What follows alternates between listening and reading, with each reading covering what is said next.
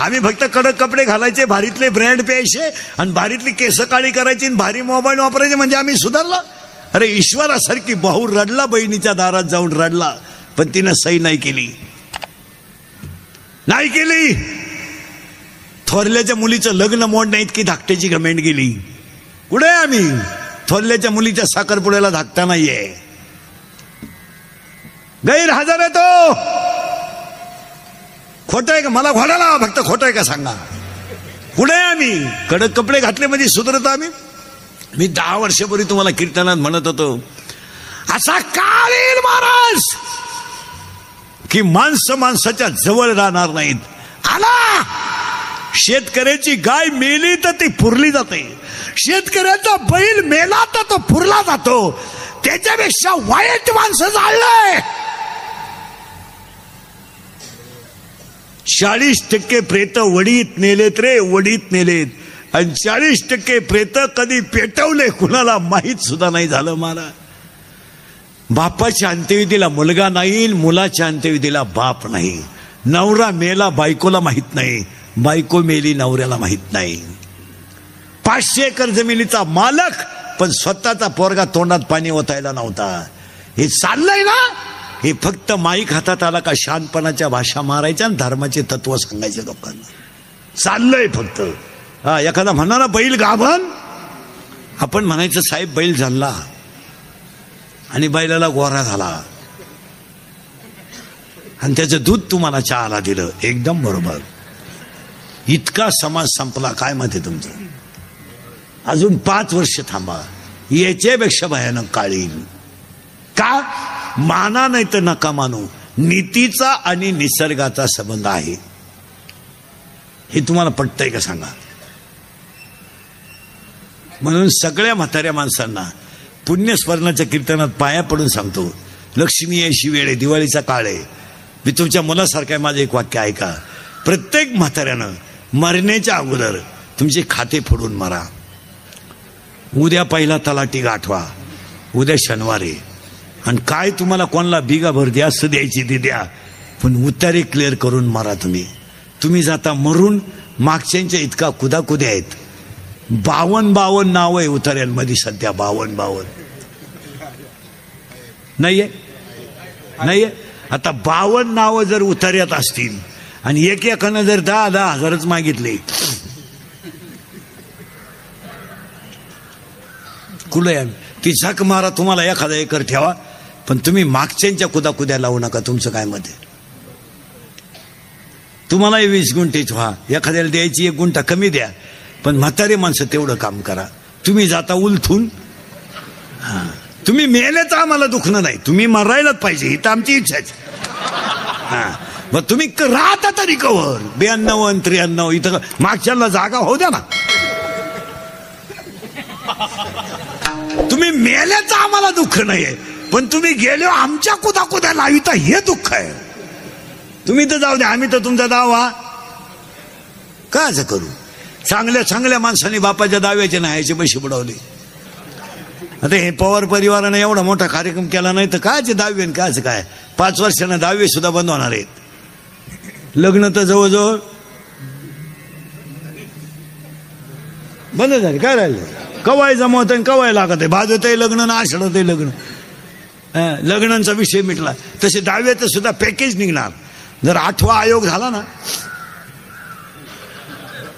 Payment वाढलं, ही माणसं भरमिष्ट होणार.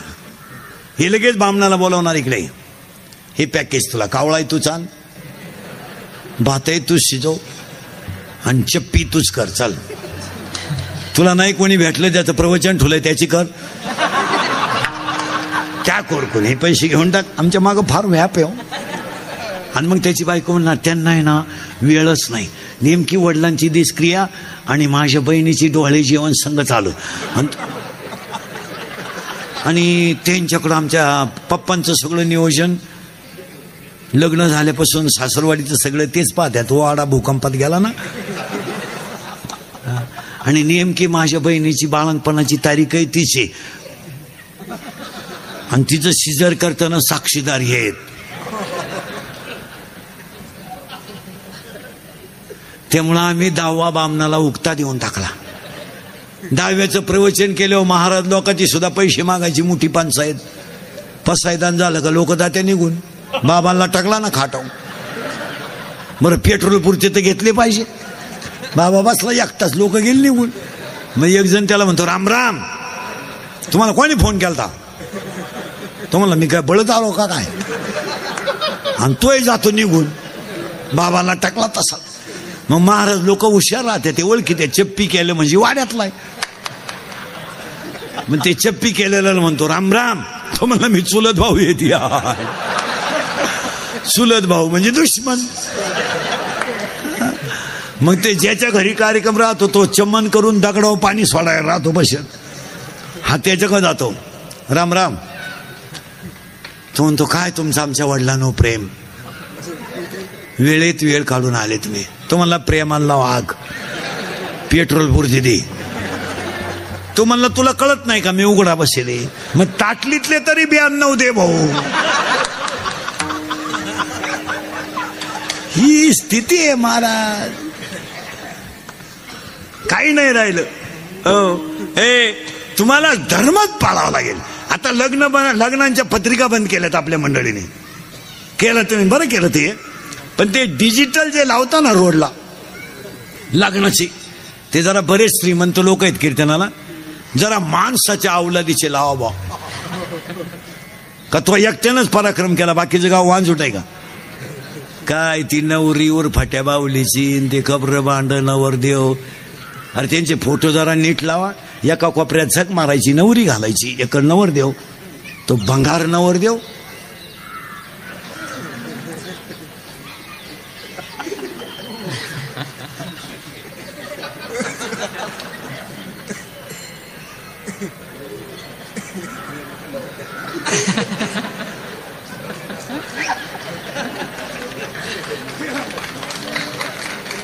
मग ती नवरी तिकडे झक मारायची, लांब उभी करायची ना त्याच्या पुढं.